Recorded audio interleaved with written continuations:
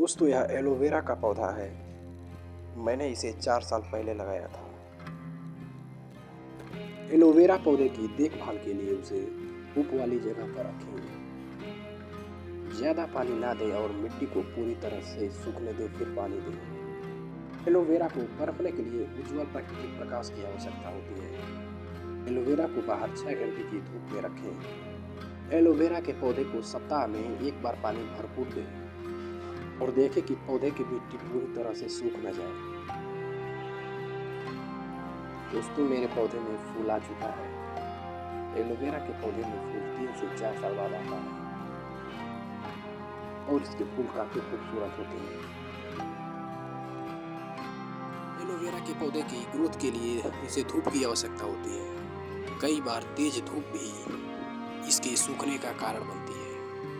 पौधे को 4 से 6 घंटे की हल्की धूप में रख सकते हैं। केवल सुबह और शाम को पौधे को धूप में रखें। पौधे को दोपहर की धूप से बचाएं।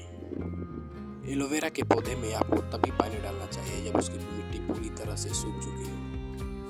अगर आप एलोवेरा के पौधे में मिट्टी गीली होने पर भी पानी डाल देंगे तो इससे एलोवेरा की जड़ें सड़ सकती हैं। इसके अलावा पौधे खराब हो सकता है।